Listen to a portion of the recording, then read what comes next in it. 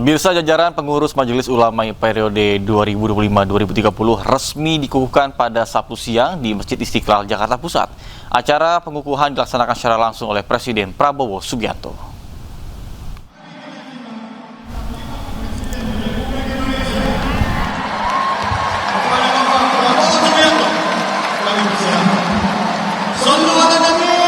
Sesi pengukuhan pengurus MUI periode 2025-2028 disaksikan Presiden Prabowo Subianto serta sejumlah Menteri Kabinet Merah Putih, pimpinan lembaga serta pimpinan organisasi kemasyarakatan atau Ormas Islam dari seluruh Indonesia. Pada kepengurusan baru ini, Ketua Umum MUI dijabat oleh Anwar Iskandar serta wakilnya Khalil Nafis, Anwar Abbas, dan Marsudi Syuhud.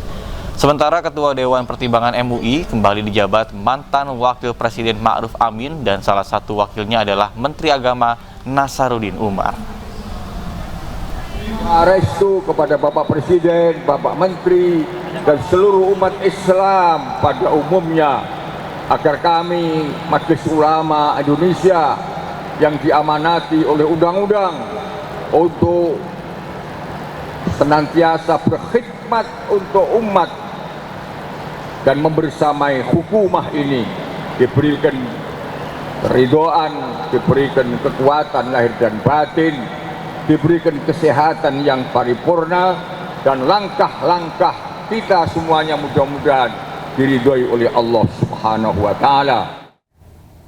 Ya, dalam pidato di acara pengukuhan pengurus Majelis Ulama Indonesia, Presiden Prabowo menyebut akan siapkan lahan 4.000 meter di kawasan Bundaran HI Jakarta Pusat. Prabowo mengungkap di lahan tersebut akan dibangun gedung 40 lantai untuk MUI dan badan umat Islam lain termasuk ormas-ormas Islam.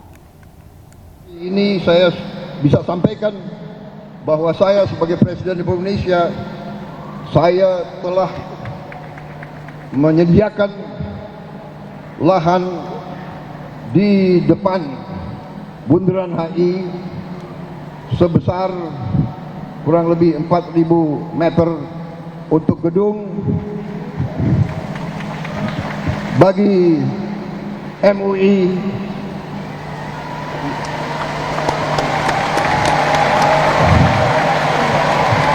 dan bagi badan-badan umat Islam seperti Badan Zakat Nasional dan lembaga-lembaga lain termasuk ormas-ormas Islam yang membutuhkan ruangan. Kita akan bangun gedung terserah Menteri Agama berapa puluh lantai. Gimana? Rencananya berapa? Pemirsa, Ketua Majelis Ulama Indonesia bidang penanggulangan bencana Nusron Wahid mengungkapkan gedung yang disiapkan oleh Presiden Prabowo Subianto untuk pusat lembaga-lembaga umat Islam berada di kawasan Bundaran Hotel Indonesia Jakarta. Bangunan tersebut diketahui merupakan bekas gedung Kedutaan Besar Inggris. Gedung yang mau difungsikan untuk gedung umat adalah gedung yang dulunya adalah Kedutaan Besar Inggris di samping Jalan Tamrin, di samping Hotel Grand Hyatt. Nah, gedung itu nanti akan dijadikan untuk kantor bersama antara Basnas, kemudian Badan Wakaf Indonesia, kemudian Majelis Ulama Indonesia, BPKH, dan instansi keumatan lain, supaya mereka tidak lagi terbebani overhead tiap dan fokus untuk yang dibuat. Dan ini Pemirsa, dalam menentukan kebijakan dan langkah bisnis, pemerintah dan sektor swasta diharapkan dapat memahami kondisi politik dan ekonomi nasional. Ya, dengan memahami kondisi terkini, diharapkan kebijakan dan juga arah bisnis pelaku ekonomi tepat sasaran. Paling tajam di tanah air, menjabat sebagai Kepala Ekonomi. Multimatrix menyelenggarakan acara bertajuk Multimatrix Consumer Appreciation Day. Acara ini menghadirkan sejumlah narasumber dari kalangan pengamat politik dan ekonom untuk memberikan gambaran arah bisnis ke depan. Multimatic memandang politik dan ekonomi menjadi dua faktor penting dalam menentukan kebijakan pemerintah maupun sektor swasta. Pemahaman terhadap kondisi terkini dinilai mampu membantu pelaku usaha menentukan strategi bisnis secara lebih tepat. Jadi harapannya adalah yang hadir pada acara ini mereka mendapatkan satu insight. Pada saat para kabinet putusan, ingat loh, ternyata ada variabel yang lainnya.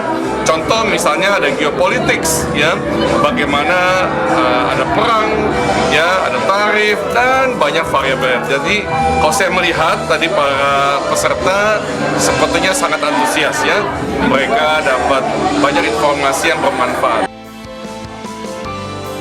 Selain memahami dinamika terkini, komunikasi antara pemerintah dan sektor swasta perlu ditingkatkan agar setiap kebijakan publik dapat memberikan dampak langsung terhadap pergerakan bisnis di berbagai lapisan.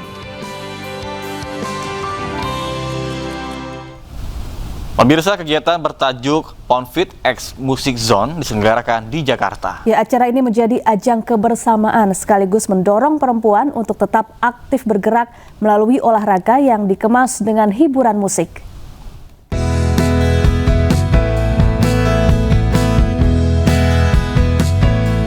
Ulang tahun ke-15 Wi Radio berlangsung meriah dengan menghadirkan kegiatan Ponfit X Music Zone di Gandaria City, Jakarta Selatan. Ponfit X Music Zone merupakan aktivitas workout yang dipadukan dengan irama musik energik.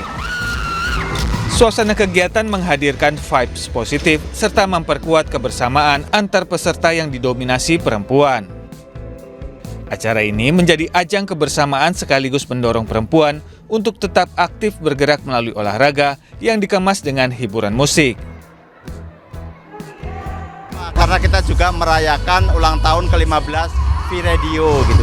Karena itu kami menyelenggarakan berkolaborasi dengan Ponfit gitu, menyelenggarakan event ini. Wi Radio ini radio yang memang disegmentasikan untuk audiens perempuan dan keluarga. Karena itu kami mengajak perempuan-perempuan ini untuk olahraga bareng gitu, merayakan ulang tahun Wi Radio yang ke-15. Mungkin harapannya untuk kedepannya Wi Radio gimana Pak? Boleh bisa? Ya, kami tentu berharap Wi Radio akan menjadi radio rujukan bagi para perempuan, keluarga, dan bisa memberikan inspirasi-inspirasi yang lebih baik untuk perempuan Indonesia. Melalui kegiatan Ponfit X Music Zone, Wi Radio tidak hanya menghadirkan hiburan, tapi juga mengajak perempuan menjaga gaya hidup sehat dengan cara yang menyenangkan dan interaktif. Wi Radio itu kan identik dengan perempuan ya, dan perempuan yang mandiri dan berdaya. Nah, kami iNews Media Group melihat pentingnya kita memberikan part atau kita memberikan peran ya yang lebih di acara Music Zone ini. Kemeriahan acara juga ditandai dengan momen tiup lilin bersama jajaran Wi Radio dan Okezone. Suasana hangat dan penuh kebersamaan terasa saat seluruh peserta ikut merayakan momen ulang tahun ke-15 Wi Radio. Dari Jakarta, Selena, Jaka Samsa, iNews melaporkan. Pemirsa, puluhan siswa sekolah dan komunitas Sanggar Tari se-Jawa Tengah mengikuti lomba tari kreasi dan fashion show. Ya, lomba ini diadakan untuk mendorong kreativitas anak muda dalam mengembangkan seni dan juga budaya Nusantara.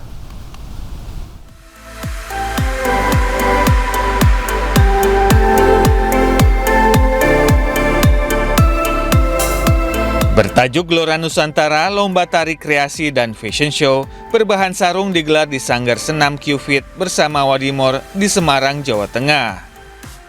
Gelaran lomba tari ini tidak hanya diikuti siswa sekolah tingkat SMA sederajat, namun juga diikuti dari berbagai sanggar tari se-Jawa Tengah. Dalam lomba tari ini, para peserta menampilkan ragam interpretasi gerak tari modern yang terinspirasi dari nilai-nilai budaya tradisional. Diselenggarakan rapi, tertata dengan bagus, kemudian tim-tim produksinya, teamworknya juga bagus ya.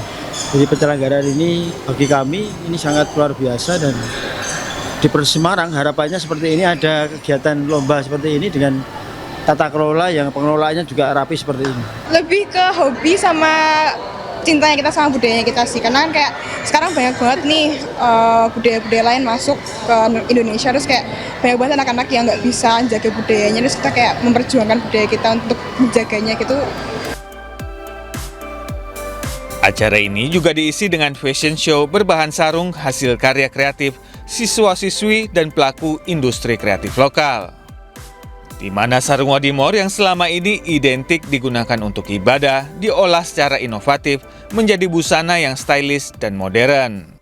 Saya sebagai founder dari Sanggar Senam Kifit mengucapkan terima kasih yang sebesar-besarnya khususnya kepada Wadimor karena apresiasinya mendukung adik-adik siswa SMA Tata Busana untuk bisa berkreasi dengan bahan sarung sehingga adik-adik SMA bisa mendunia, menjadi desainer yang mendunia. Itu yang kita harapkan.